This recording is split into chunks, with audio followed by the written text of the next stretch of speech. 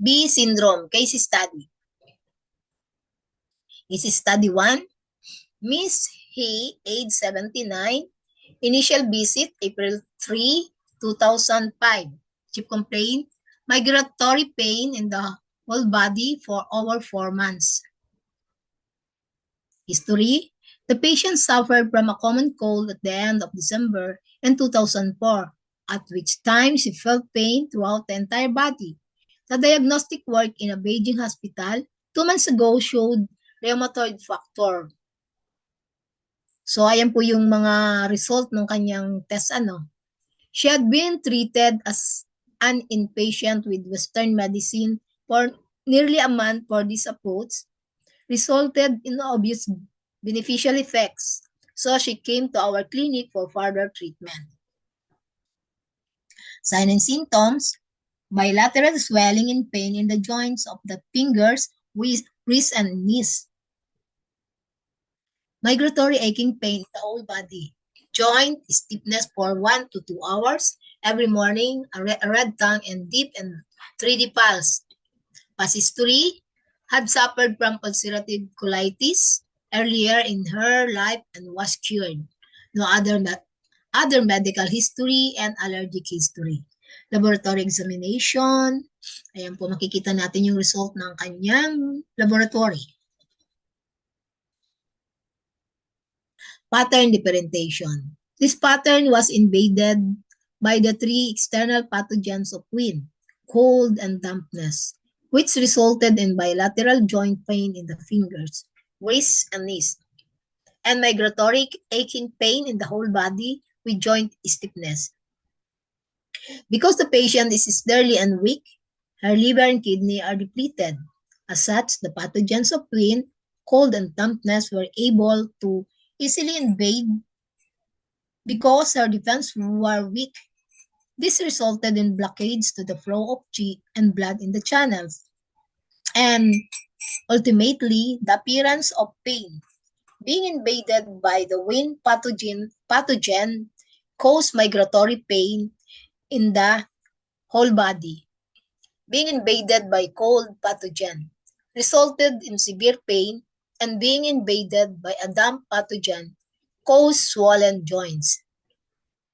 This case is a pattern of liver and kidney deficiency with externally contracted wind, cold, and dampness. A deficiency exists. Complex pattern. Diagnosis: Western diagnosis, rheumatoid arthritis.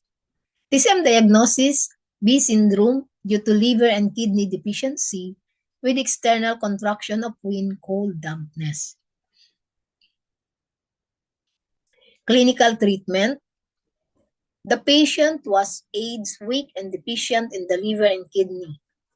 Wind, cold, and dampness invaded the weakened body, which was further weakened by fighting off a cold at the time of original symptoms, and blocked the qi and blood flows in the channels and collaterals. This resulting in B syndrome. Treatment should dispel weight, eliminate dampness, dissipate cold, supplement liver and kidney, unblock the collaterals, and relieve pain. In addition to receiving acupuncture and Chinese medicinal treatment, the patient should take measures to strengthen her constitution and address her cold and damp living quarters, such that they warmer and drier. Principles: dispel wind, eliminate dampness, dissipate cold, supplement liver and kidney, and block the collaterals, relieve pain. So, acupuncture po, main points: gallbladder 20, and EXHN1, gallbladder 34, spleen 10, Sanjiao 5, EXEU9, UE9, and EXLE4, EXLE do 14, do 9, do 4. So, method of treatment. Treatment took place once a day. The needles were retained for 30 minutes. 1 month constitute one course of treatment. Techniques, needle olefins with even supplementation and drainage. On August 31, her symptoms were further relieved, and her appetite was good. There remained a distending and uncomfortable sensation in fingers of both hands. The knee on the right side was swollen. Other symptoms included spontaneous perspiration, head distension, slight morning stiffness, and occasionally inhibited urination. So, yun po yung result ng kanyang RF-138 IUM laboratory. On December 7, our evaluation showed that the symptoms had disappeared after treatment for 8 months. The examination did not show any abnormality. No recurrence was noted during the follow-up period.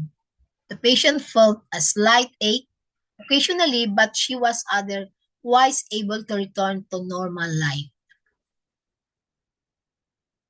Why were DO14, DO9, and DO4 chosen to treat B syndrome in the first case? This patient was aged with acute pain in all her joints. She was treated as an inpatient but did not achieve any relief. As the red tongue body and deep 3D pulse indicated liver and kidney depletion. DO14, DO9, and DO4 were selected to regulate and supplement the liver and kidney.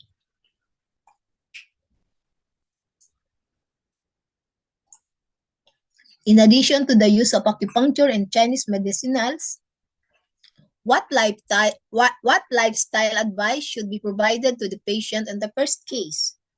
Pay attention to not overwork or stress the body in order to help the liver and kidney recover.